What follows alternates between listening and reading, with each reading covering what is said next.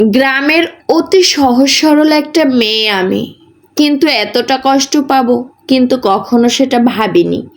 অবশ্যই আমার কষ্টের কথাগুলো আপনারা শুনবেন। হঠাৎ করে একদিন রাস্তায় বের হয়েছিলাম।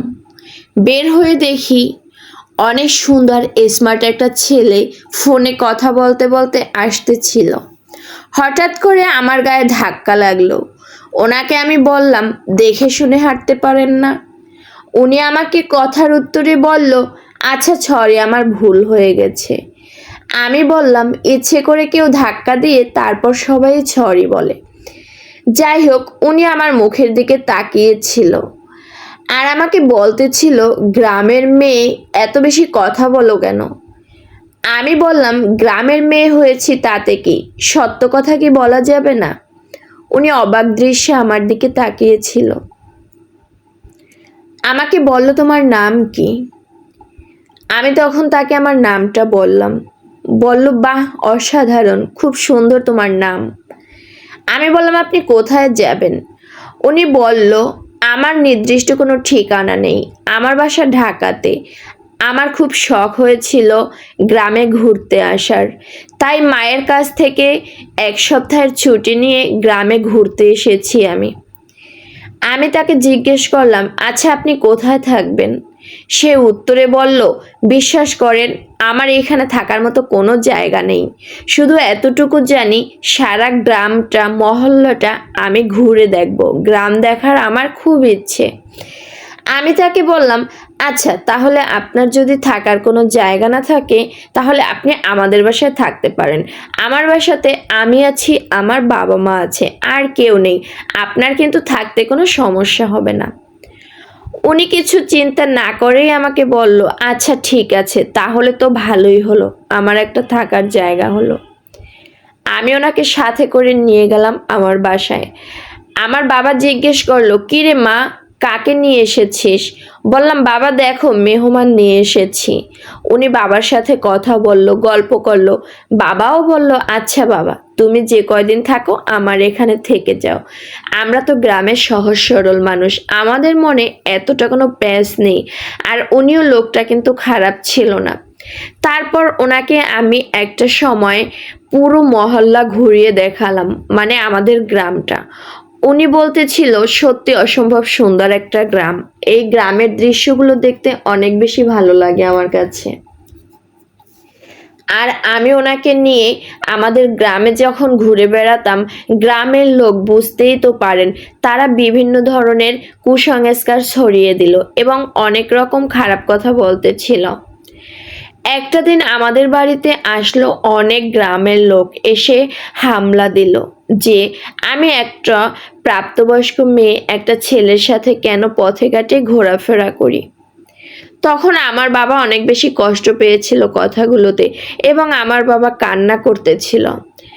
আর তখন ওই ছেলেটা বাইরে এসে বলল, আঙ্কেল আপনি কান্না করবেন না, আপনি যদি রাজি থাকেন আপনার মেয়েকে আমি আজকে এই মুহূর্তে বিয়ে করতে চাই।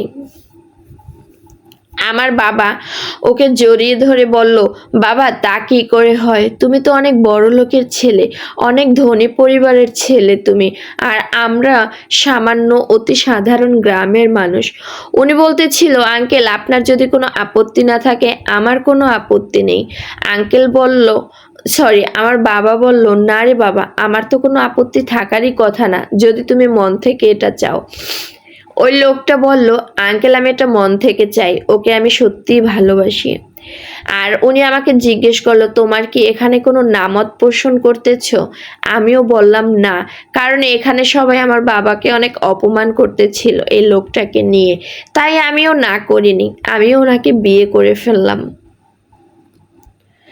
উনি তার পরের দিন সকালে ওনার আম্মুকে ফোন করেছিল ঢাকাতে, যে আম্মু তোমাকে একটা কথা বলবো, তুমি কি রাগ করবা? ওনার মা বলতেছিল, না রে বাবা, রাগ করবো না, তবে তোর কি এখনো গ্রাম দেখা হয়নি? আমি পাশে বসে ওনার কথাগুলো শুনতেছিলাম যে ওনার আম্মু কি বলে। তারপরে আমার স্বামী বলতেছিল, না আম্মু, আমার গ্রাম দেখা হয়েছে, আমি এখন চলে আসব, তবে তোমার জন্য একটা বউ নিয়ে আসব। ওনার আম্মু অনেক হাসি দিয়ে কথা বলল, কিরে বাবা এটা কি সত্যি বললি নাকি? উনি বলল, হ্যাঁ, একটা বউ নিয়ে আসবো তোমার জন্য। আমরা আজ রাতে রওনা হব মা, আমার বউকে সাথে করে নিয়ে। আমি বিয়ে করেছি, তোমার কি কোনো আপত্তি আছে মা? ওনার মা কান্না করে দিল যে না বাবা, আমি তো এটাই চেয়েছি, তোর পছন্দ মতো একটা বিয়ে করে ঘরে বউ নিয়ে আসিস।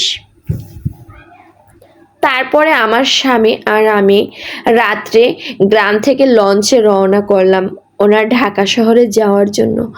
হঠাৎ করে লঞ্চে ওঠার পরে এত বেশি ঝড়ঝাপটা হয়েছিল, আমি অনেক ভয় পাচ্ছিলাম যে কিভাবে যাব। এত ভয়, এত নদীর স্রোত। একটা সময় লঞ্চটা ডুবে গেল, আমি একদিকে হারিয়ে গেলাম, আমার স্বামী একদিকে হারিয়ে গেল। কোনো মতে প্রাণটা ফিরে পেয়েছি আমি। জানি না আমার স্বামীর কি হয়েছে। আমার বাবা মা আমাকে কোনো রকম খুঁজে বের করেছে খবর পেয়ে। তারপরে যেটা শুনলাম সেটা আপনাদেরকে বলি। আমার স্বামীও নাকি ভালোভাবে সুস্থভাবে বেঁচে ফিরেছে, তার প্রাণটা নিয়ে সেও বেঁচে আছে। তার মায়ের কাছে গিয়েছিল, তার মা নাকি ওইদিকে অনেক সুন্দর করে বিয়ের সানাই বাজাচ্ছিল, সুন্দর করে বিয়ে বাড়ি সাজাচ্ছিল যে তার ছেলের বউ নিয়ে আসবে বলে। কিন্তু ছেলে যখন একা ফিরলো তখন মা কান্না করে দিল, কিরে বাবা বৌমা কোথায়?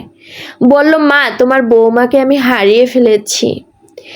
যাই হোক, তখন আমার স্বামী নাকি এক পর্যায়ে পাগলের মতো হয়ে গেছিল, কোনো খাবার দাবার খাচ্ছিল না। চোখ বন্ধ করলে সে নাকি শুধু আমাকে দেখতে পেত। একটা ঘরোয়া হয়ে গেছিল, অনেক বেশি কান্না করতেছিল, যেটা আমি পরে তার মুখে শুনলাম। আর আমার স্বামী বিয়ের আগে আমাকে তার অ্যাড্রেস বলেছিল, মানে তার বাসার ঠিকানা। তারপর আমি যখন সুস্থ হয়ে তার বাসার উদ্দেশ্যে রওনা হয়েছিলাম তাকে খোঁজার জন্য, তারপর আমি গিয়ে শুনি যে তার মা তাকে বিয়ে করিয়ে দিয়েছে, কারণ আমার স্বামীর কোনো স্মৃতিশক্তি ছিল না, আমাকে ভুলে গিয়েছিল। তখন বিয়ে করানোর পরে আমি ওখানে গিয়ে উপস্থিত হই। আমি পাশ থেকে শুনতে পারি যে আমার স্বামী নাকি আর একটা বিয়ে করেছে। আমি অনেক কষ্ট পেয়ে তার বাসার পাশে একটা বাসা নেই শুধু তাকে এক নজর দেখার জন্য। তারপরে একদিন তাকে আমি দেখতে পেলাম তার বাসার সামনে, তার হাতটা ধরে আমার বাসায় নিয়ে আসলাম। আমার বাসায় নিয়ে আসার পর উনি আমাকে চিনতে পারছিল না, কিন্তু উনি চোখটা বন্ধ করলো। আমি বললাম, তুমি চোখ বন্ধ করো, দেখো আমাকে চিনতে পারো কি না। উনি চোখটা বন্ধ করে আমার কথা বলছিল। আমার কথা বলতে বলতে উনি চিৎকার করে কান্না করে দিয়েছে আর বলতেছিল, হ্যাঁ আমি তোমাকে চিনতে পেরেছি, তুমি আমার চাঁদের মতো বউ, আমি তোমাকে কেন চিনবো না। যখন উনি আমাকে বলল যে তুমি আমার চাঁদের মতো বউ, তখন আমি ওনাকে জড়িয়ে ধরেছি আমার বুকে, দুজনেই অনেক কান্না করলাম। তারপরে অনেক কথার পরে শুনলাম যে উনি বিয়ে করে ফেলেছে। আমি অনেক কষ্ট পেয়েছি যে উনি নাকি বিয়ে করে ফেলেছে ওনার মায়ের আবদারে, যে ওনারা ভেবেছে আমি মারা গিয়েছি। খুব কষ্ট পেয়েছি, ওনাকে বুঝতে দেইনি। তারপরে উনি ওনার আম্মুর বাসায় চলে গিয়েছে আমার খবরটা দেওয়ার জন্য যে আমি মারা যাইনি, আমি এখনো বেঁচে আছি।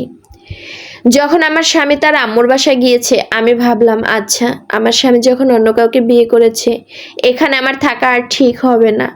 তারপরে আমি ওখান থেকে পালিয়ে চলে আসি। খবর শুনেছি আমার স্বামী আমাকে অনেক খোঁজাখুঁজি